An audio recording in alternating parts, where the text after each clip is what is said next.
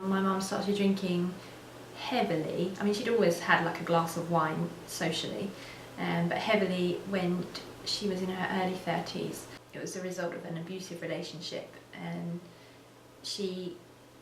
it was kept quiet from other people. My family and my friends didn't know anything about it, the relationship or the drinking. When the relationship ended after about 6 months, she didn't stop drinking.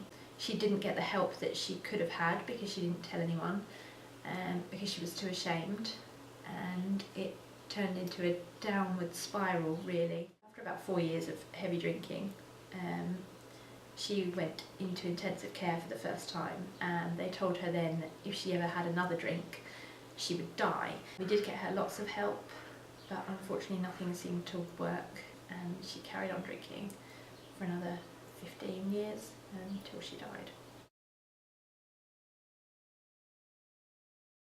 Mum had been like the best person in the world, the best mum in the world. She was a single mum, so she'd played the part of mum and dad, and she was just amazing. The house was always full of kids, like always. She always had something going on. She encouraged us to be kids, as kids should be. Like she'd have like the messier, the louder, the better really. And we'd get the chalks out and we'd draw hopscotch and all sorts of things on the drive out the front in bright coloured chalk, and I'm sure the neighbours must have thought we were real like thought we were like wild kids because we draw all over the drive in chalk. And my mum always had the attitude of, it will wash off, it's fine, just enjoy yourselves. Look in her face when she saw both her grandsons for the first time, that stands out. I've got lots of fond memories, but they're intermittent as I got older with sad ones. But it took me a long time to realise that it was an illness, and my grandparents had always said, it's an illness, you need to realise she can't help it, Holly, you know, she's very poorly, it's not her fault. And I knew that, but I also know that a lot of people don't see it like that.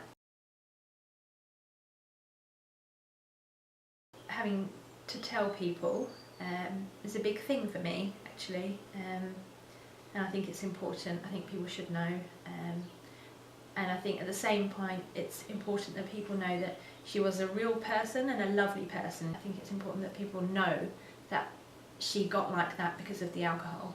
Before that she'd been so vivacious, so full of life, she had so much energy, she was so kind, she had so much time for everyone.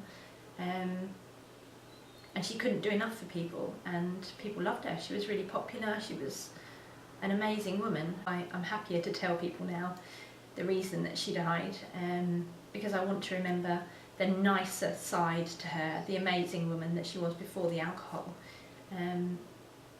So if people don't know that it was the alcohol that made her become like that, then they won't know that she was great, and they won't know how dangerous alcohol can be. Friends would be telling us funny stories, they had great memories of her, like little anecdotes that I didn't know about before then, and I learnt a lot about my mum that I didn't already know. I had memories to share, and perhaps if there had been the in-memory pages then, it would have been nice. It would have been a nice way for us all to come together and say, hey, look at this person, there was another side to them, and let's remember the good side. And I do think that's important. It would have been fantastic to have had that as a way of, like somewhere to point people at the funeral, look, share your memories online. It's a really lovely thing for someone to have. I think that's important. We shouldn't remember the sad side, we need to remember the happier person before the alcohol took over.